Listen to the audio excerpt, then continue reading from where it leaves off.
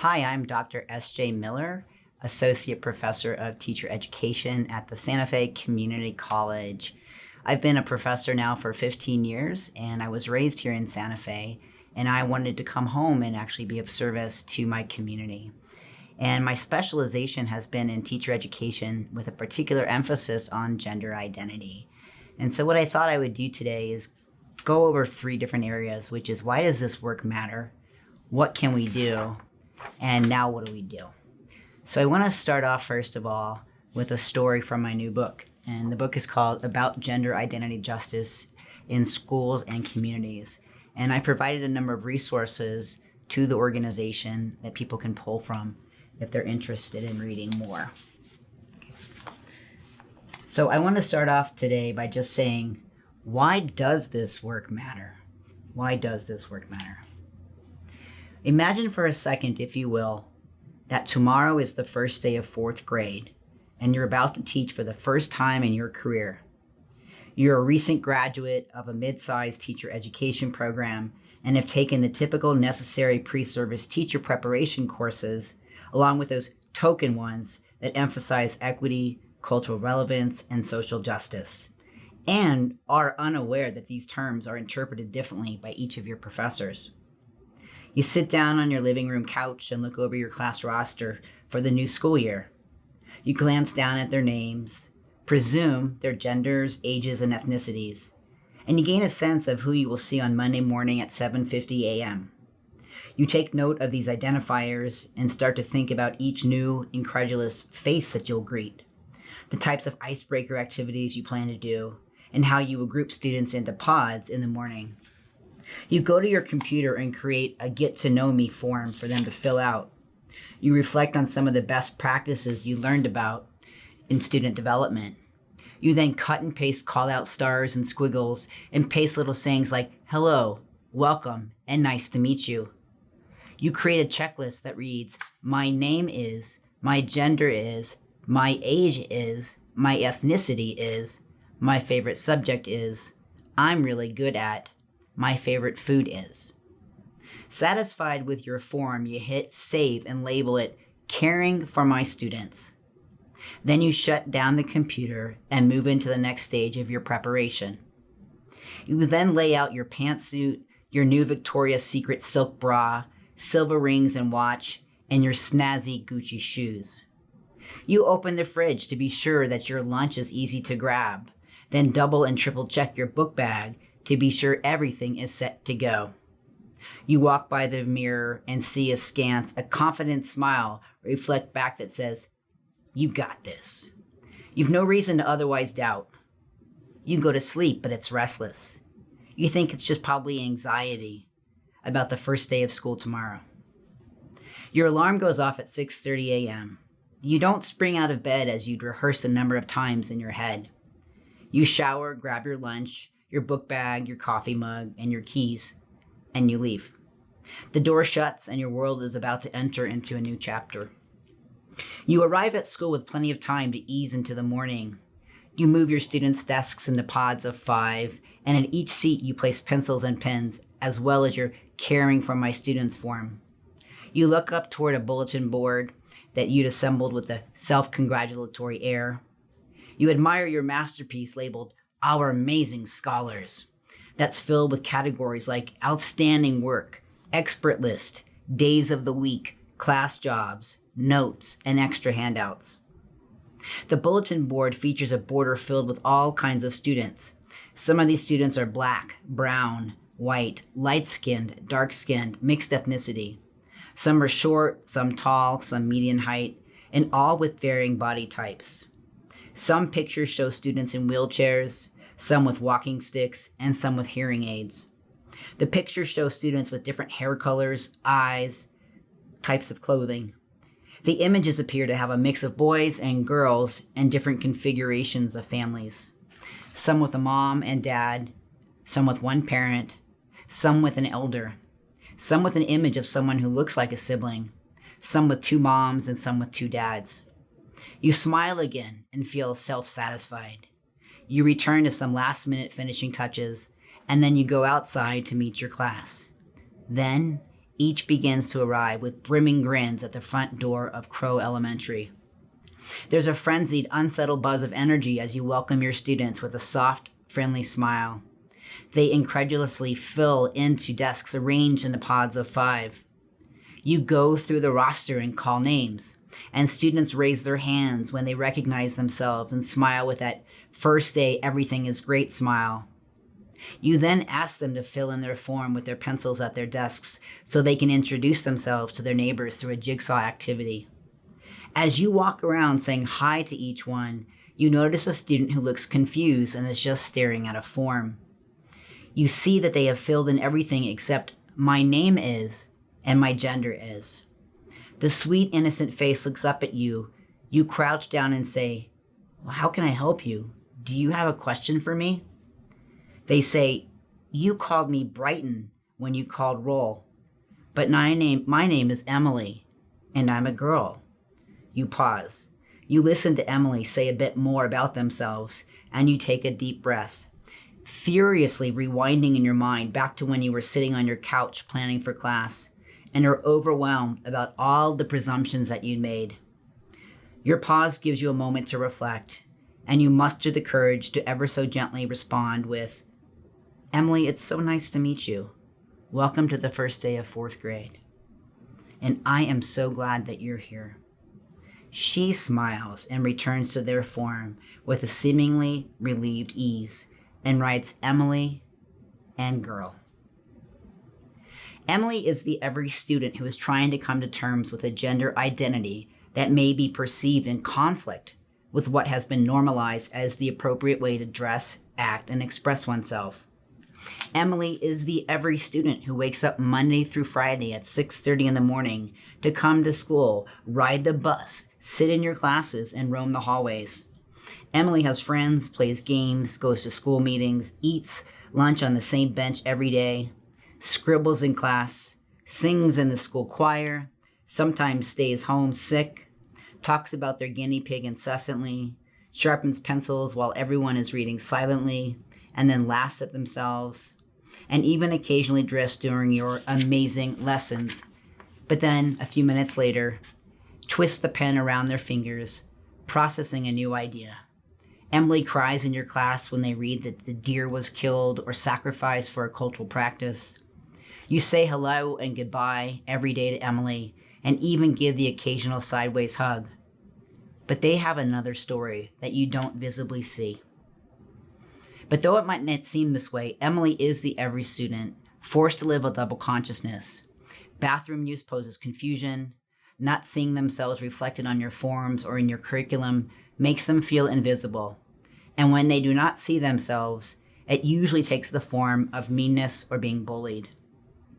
Even when their parents are supportive of Emily's gender presentation choice, Emily's parents see that the school policy doesn't protect them if and when they experience violence while on school property. Because of these reasons and too many more to name, without a powerful disruption of these harmful enactments, Emily is likely to separate, struggle, and slip away into a despair and darkness most of us can never even imagine, and quietly suffer alone. Many of us are not attuned to recognize that Emily might suffer, because if we did, we know that we would prepare ourselves to respond differently. So how do we learn to recognize what we don't even know that we should know? You see, Emily is my student, your school student, your student. She's someone's friend, grandchild, cousin, sibling, someone else's child, your child. And all Emilys deserve to be treated with the same dignities as any other student who sits in your classes. But when we don't teach, affirm, or recognize the social, emotional, or academic aspiration of our Emilys, they are erased, they disappear, and they can add to the ever-growing suicide statistics. So why does this work matter? Well, first of all, students that are gender nonconforming, or what I say have complex gender identities, experience higher than average rates of bullying, suicide, dropping out, lower grade point averages, push out, presence in the foster care system, homelessness, and even suicide. In fact, about 50% of trans kids and gender non-binary kids by the age of 20 will have tried to kill themselves at least once. And the statistics are far greater for students of color. They're often yelled at, pushed away, made fun of, called names. And when they internalize this, it becomes a very dangerous artifact for them to live with. Now, what happens in schools is that it is situated within what's called the cisgender assumption, which means that it's set up for the cisgender student. Now, cisgender means that your gender identity is congruous with your birth sex. So in other words, if I am male, I might have XY chromosomes. If I'm female, I might have XX. Or if I'm intersex, then it's a whole different permutation of chromosomes. Now, if I am born, my birth sex is female, and my gender identity is female, that basically means that you're cisgender. So when you have a complex gender identity, it means that you live not in opposition, but in contrast to this identity, which means that you don't necessarily identify with your birth sex. Now, we see terms like transgender, we hear trans, we hear non-binary, we hear gender fluid, we hear gender creative. There's all these different terms. So rather than collapse identity into any one area, I use the word gender identity complexities or the complexities of gender identity. And you'll hear me talk about that a little bit more. But when schools are set up through this cisgender assumption, which almost all of them are, we tend to reinforce a gender binary. And what I call for in my research is that we consider how do we reset the default where it's no longer based within a cisgender lens. And that's the work that we have to do. How do we disrupt that so it's inclusive of every student? Because those who are non-binary or gender identity complex have that double consciousness. They're coming into a space where they already know schools are not set up to teach, affirm, and recognize them in all their different ways. Now, I have so much information to share. What I thought I'd do is set up with a couple of different terms, and then I want to move in, well, what can we do? How do we address this? And how do we make schools more welcome and inclusive for all students? So first of all, I've already gone over the cisgender assumption. The next term I want to talk about is cisgender privilege. Now, if you're cisgender, you tend to walk through the world with advantages and unearned rights that are based duly upon your birth sex. And what happens then is that when you walk through the world in that way, you don't even recognize in the same way that white privilege might operate, that your body grants you permission solely upon your birth sex. People that are gender fluid or gender identity complex don't have those privileges. And they're often what's called clocked, meaning people see them and they perceive them as different. Personally, I want to live in a world where we just see everybody for who they are and we don't make judgments on their identities. So how do we do this work and where do we enter? Well, the work has to start with us. Not the students, but with us. And I'm often asked, well, what can I do? And I start off, usually I work and I do professional development, and I talk with groups about looking at our fears. So some examples of this. First of all, we have to have courageous conversations. We have to be willing to lean into this work. So some of the questions I have people think about is, where do these fears come from? What can I do to address my fears? What hinders me from engaging deeply in this work? Who is vehemently outspoken against this work? What can I do when others oppose this work? How do I build my confidence to do this work? How do I respond to students who have questions about gender identity? And the questions go on and on. And the last question then is, where do I begin? And that's where bringing in people who do professional development or expert speakers really come in handy, because we can start to do this work, but we may not have the actual tools that'll get us through this work. And the PD we do cannot be one time. It's got to be strategized across time and actually go into other years even. So some of the examples that I've used to address some of this in my classroom is when the year begins, no matter if it's at a college level, a secondary, elementary, or middle school level, I read a statement.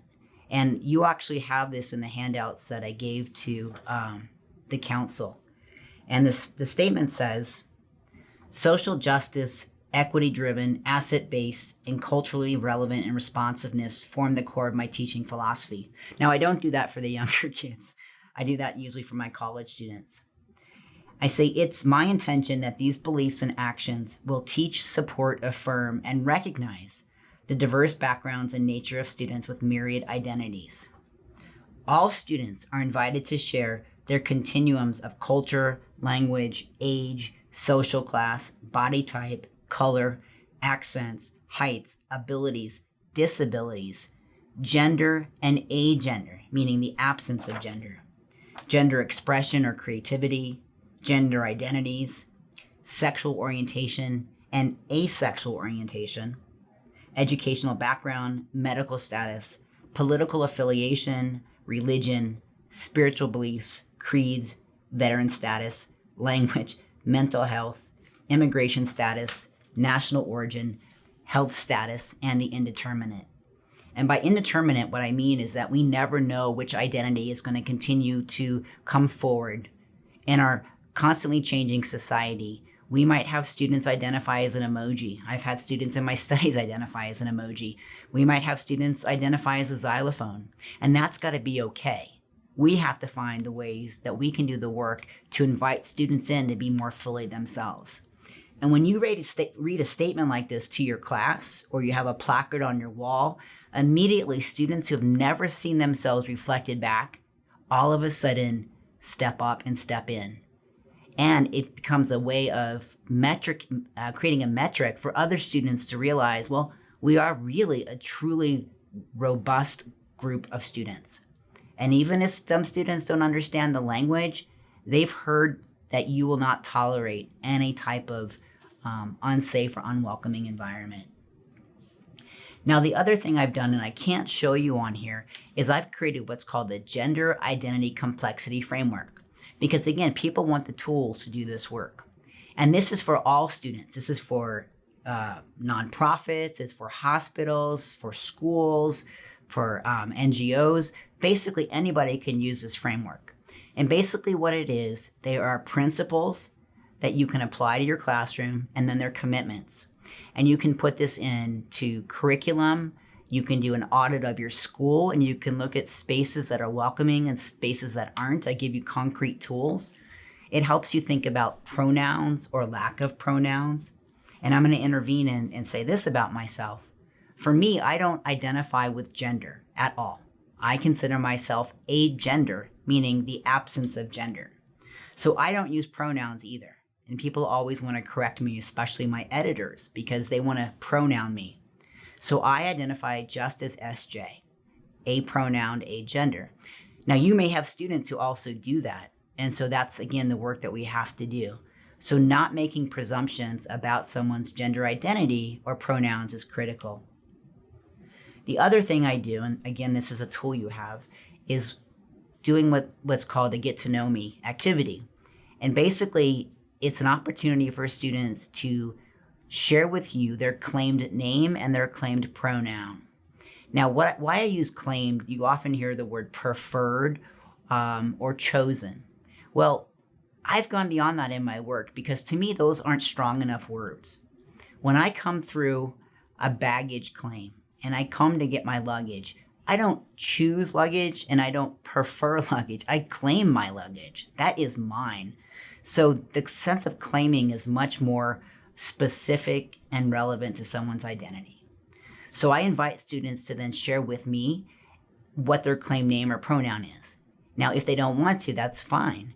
But the opportunity becomes an opportunity for us to dialogue about who they really need to be and how they want to be called, and whether that's public or private. So if it's private and they don't want anybody else to know, then I can dialogue with them on their papers or their assignments and write to them in the way that affirms them. Again, these tools are up on the website. Now, another thing that you can do is how you introduce yourselves. Now, we know that gender identity is on a continuum. It's not relegated to this or that. It's a continuous space where people can travel back and forth.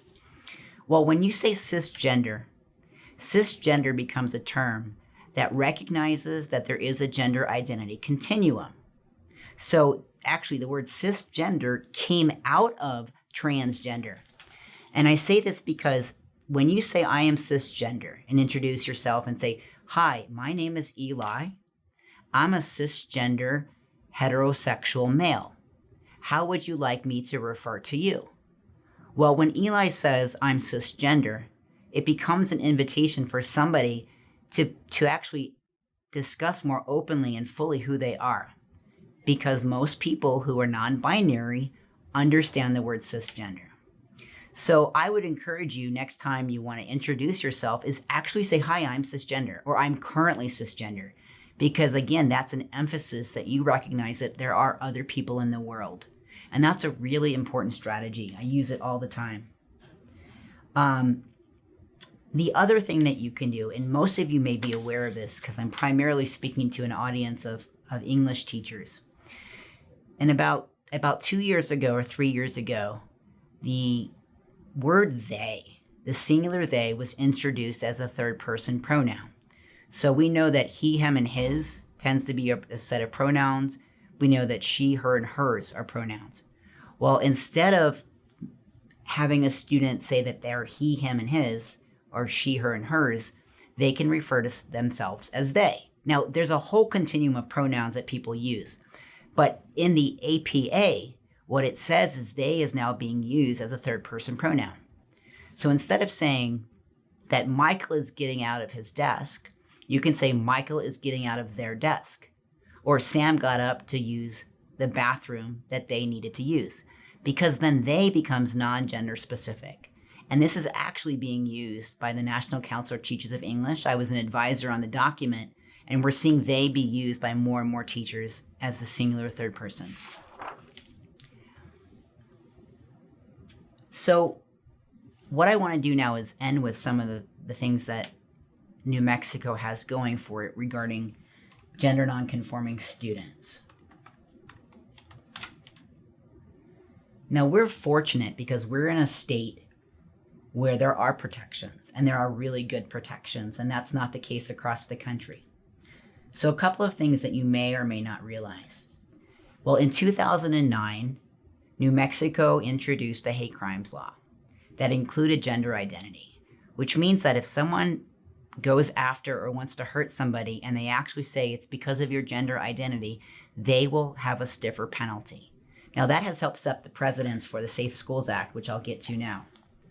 So not even a year ago, it was March 2019, the New Mexico legislature passed the bill SB 288 called Safe Schools for All Act.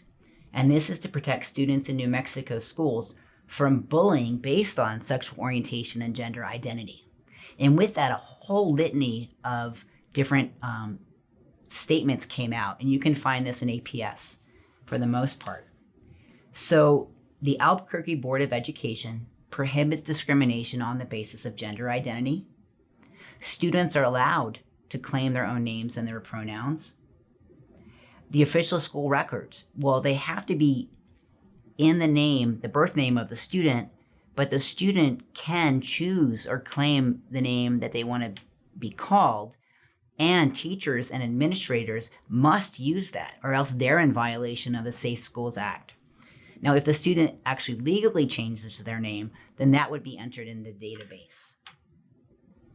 Students are allowed to use restrooms, locker rooms, and PE classes that affirm or are congruent with their gender identity, and that's really important as well. And the same with overnights on field trips. And the schools are expected to support teachers in professional development around gender identity and sexual orientation. Again, that is an expectation. We don't know if it's actually in practice. And students who are entering school or transitioning into perhaps a different permutation of their identity are supposed to have what's called an individual support plan meeting, where all the key players come together and work out a support plan for that student as they enter into the schools. A couple of things about New Mexico that are also important to know. In 2019, November, New Mexico started to issue corrected birth certificates for trans people without the requirement that they have to undergo surgery. Now, in many states, you actually have to have legal documentation that you've had surgery, and you often have to have your IDs changed as well. Also in November of 2019, that same bill allowed a neutral sex designation known as X on the birth certificate. So you could have male, female, or X, and that's also a recent change. It's only happened in 4 or 5 states. Also, last year, the state requires now that New Mexico businesses and public facilities have single occupancy restrooms to mark as gender neutral. So that has to be available to any person. And I just want to say that California, Maine, Washington State, DC, Oregon, and New York City are the only places that allow some different type of designation, whether it's on their birth certificates, their legal documents, or their driver's licenses. So we still have a long way to go in this country. So I want to end with a couple of things. People often ask, well, what can I do to support my non-binary students? What can I personally do to live this work? Well, I always say, think about this for a second. If you want to be an ally, you can't just be an ally for one cause. Social justice doesn't come boxed in a container. If you're going to support one cause and say you're on the side of social justice, you don't get to cherry pick which ones. You have to live it, you have to be across it, you have to be committed to it. Which means not going out and asking a trans or gender identity complex person what you can do, but take it upon yourself to do the work. Whether that means creating a book group, watching movies, listening to podcasts, doing anything you can to inform yourself. And then it means to not say, I'm going to go out and march in a parade or go rally for my gender identity complex friends and then ask for recognition to do it, or even tell somebody, because then you're just reseating the privilege that you are now doing. Again, you're reseating the privilege by looking for recognition. So do the work, live the work, be the work, and stand up with your students to do the work with them. So the last thing, again, is if we want to think about more systemic change, because this isn't isolated to your school or any school in New Mexico, this is a systemic issue. In fact, if we were to say to every cisgender person in the United States, stay home for a day, would cisgender privilege still exist? You bet it would, because that is our default. So I have a few recommendations for what schools can do. So number 1 would be to shift the conditions and the mindsets in our school policies and practices. Invest emotionally in the well-being of students so they can exist in schools without redress for their gender identity presentations. Carve out specific strategies that address inclusiveness of all students on a continuum and don't pinpoint this to gender identity as the only issue. Plan and map out how to create new opportunities where new social relationships can form. Map and plan out how to shift power dynamics and the allocations of social space, curricula, and innovations. Assess how the changes are working continually and invite in stakeholders to help address and create forward-thinking strategies.